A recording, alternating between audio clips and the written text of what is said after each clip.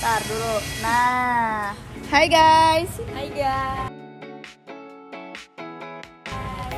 Hari ini kita mau kemana? Kita mau jalan-jalan ke Satu tempat pokoknya. Kalau kalian penasaran. Oh ini kita mau susulan lah hari ini mah, ya kan? ikutin terus aja. Benar. Pokoknya perjalanannya sebentar kok, nggak lama-lama ya. Jadi kalau penasaran mau kemana, kasih ikutin kita.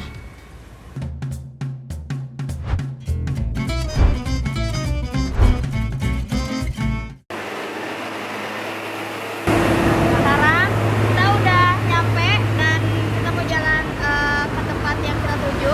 Ya. Jadi kita ikutin aja begini. Ayo, let's go. Ini tempatnya. Namanya King House. Kita mau nyobain sablon yang lagi viral. Namanya apa tuh? Namanya DTF. Oke, jadi kalau mau tahu gimana tempatnya, let's go kita masuk. Let's go. Assalamualaikum. Waalaikumsalam. Mari kita masuk. Ya. Sini guys. Assalamualaikum Ibu. Apa kabar? Waalaikumsalam. Nah, Baik. guys, sekarang kita udah di King House dan ini bersama Ibu siapa? Gurindang. Nah, yang baju rindang. Kan katanya lagi ada sablon yang viral nih, Bu. Iya kan? Terus kita lihat di TikTok di mana. Itu lagi banyak banget tuh yang lagi pakai jadi sablon ini dan katanya di King House nih ada ya, Bu ya? Ada dong. Bener. Nama sablonnya tuh apa, Bu? DTF. Namanya DTF. Nah, iya, kita tuh pengen lihat proses si sablon viral itu kayak gimana. Jadi boleh kan lihat? Boleh, kebetulan lagi ada yang order juga. Oh, Kita iya, lagi proses, jadi bisa lihat Langsung sekalian ya? Oke prosesnya. Pas banget kan? Jadi ayo langsung kita masuk. Boleh ke sana kan, Bu? ya? Boleh, boleh, boleh.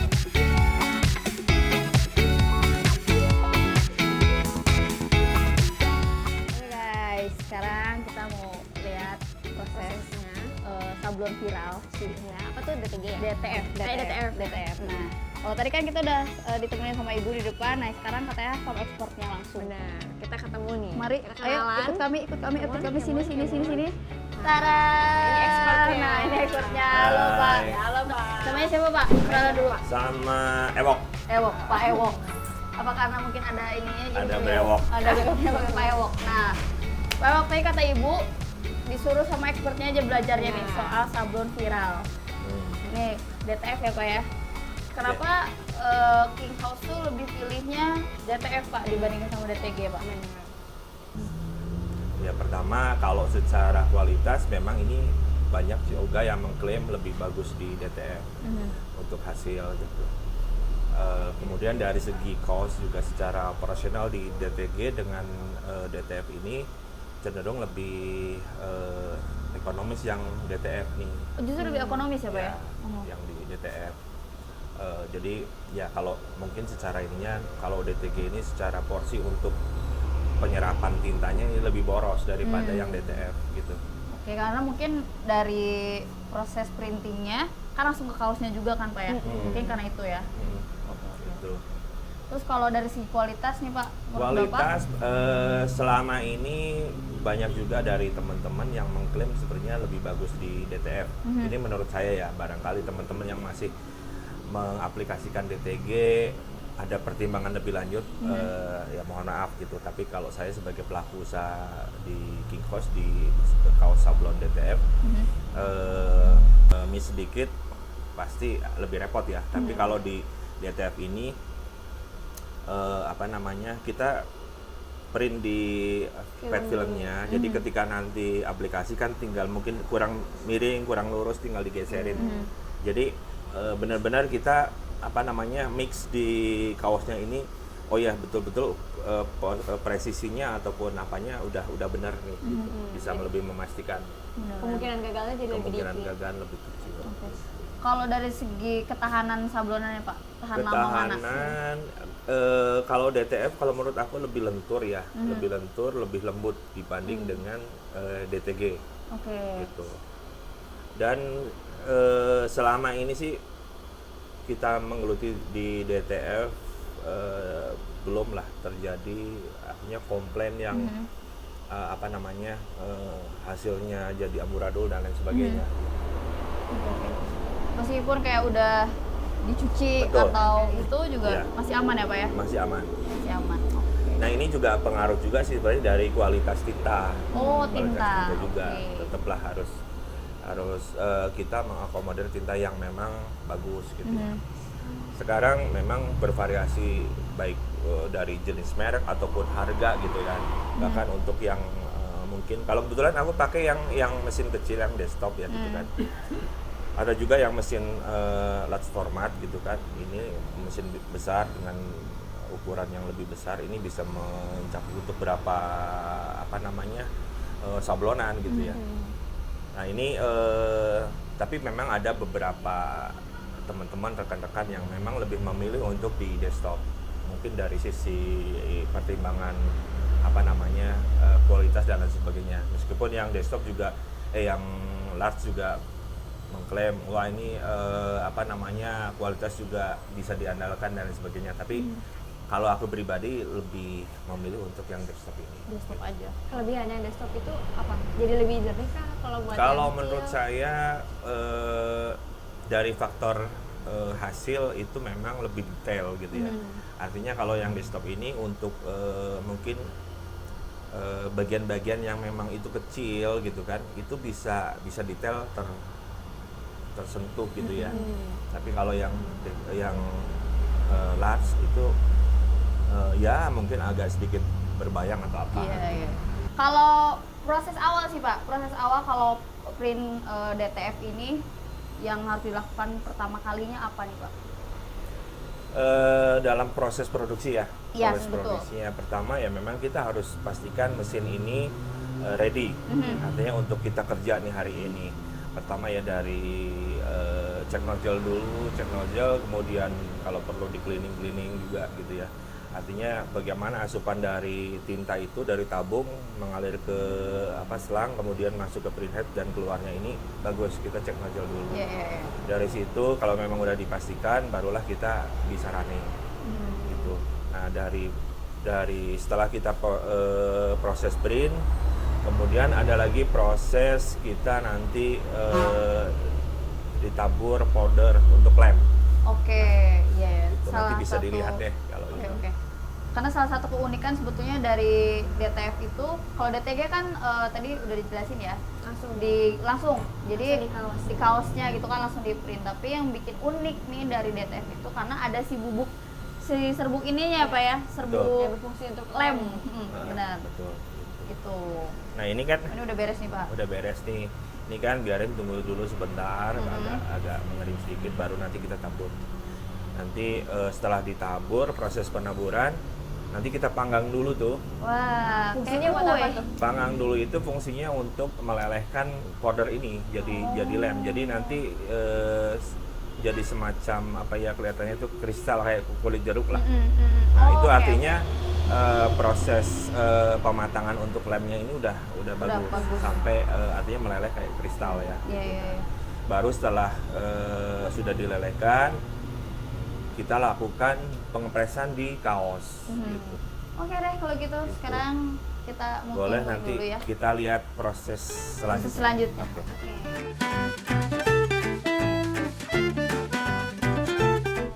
Ini bubuknya. Ini bukan tepung kan Pak?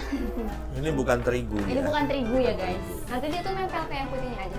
Ya, kita tempelin ke yang sudah kita printer.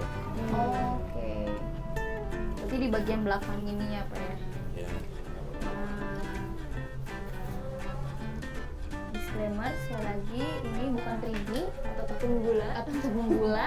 Ini bubuk adesif atau powder yang dipakai untuk sabun DTF khusus. Oke, ini kita ratain ya sampai ini. benar-benar artinya semua bagian yang di print tadi itu tersentuh. Nah, setelah ini prosesnya baru kita lakukan pemanggangan. Pemanggangan.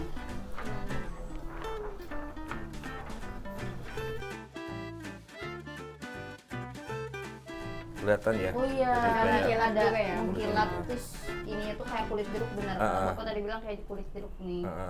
Nah ini kita angin-angin dulu biar agak dingin ya. Oke, gini. Nah, Kalau itu. posisi mau di press tuh harus dingin dulu Pak ini. Ya, gitu ya. Sambil kita proses ini kan untuk berapa kaos nih? 1, 2, 3, 4-nya. Ini kan sambil kita tunggu dingin, kita potong dulu nih. Kita potong dulu, baru nanti kita aplikasikan ke kaos. Gitu. Udah di press ya Pak ya. Kita potong dulu ya.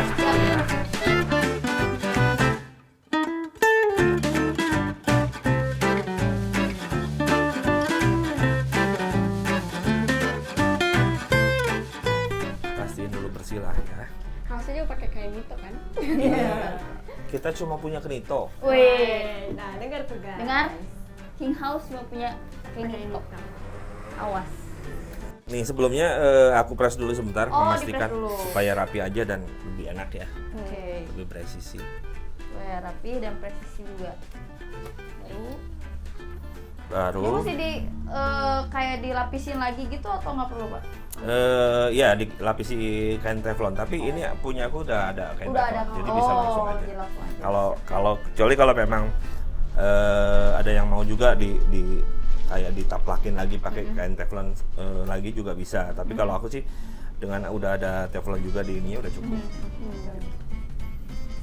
Nah ini tinggal kita atur ya, atur apa namanya kiri kanannya, atasnya. Biasanya jarak misalkan aku atas sih dari kerah ini sih 3 jari Tiga jari. 3 jari aja. Cukup estimasi segitu. Terus kita lihat juga sudut-sudut ini. Misalkan ini udah presisi, udah pastikan langsung aja Di press juga. press. Set. Nah ini settingannya aku pakai 165 ya. 165. Ya. Nah, udah. Oh ini udah nih Pak. Ya ini udah di press. Nah, tapi kita akan press satu kali lagi. Setelah nanti dikelupas. Ya, kita tunggu dingin dulu sebentar. Nyangin dulu ya. Ya, kita angin-angin dulu lah, atau kita juga bisa taruh di letek aja nih. Satisfying moment. Oke, kita lakukan proses Pengepresan lagi. presan sekali lagi. Artinya supaya ini lebih rapi lagi ya.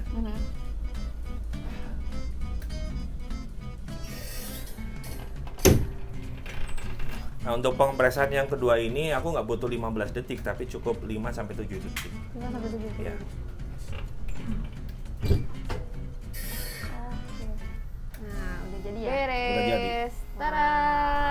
Hasilnya mulus banget guys. Ini beneran mulus. Bagus banget. Ini kelihatan dari jauh-jauh Iya, udah kayak HD bagus ya gitu. guys. HD bener banget. Hmm.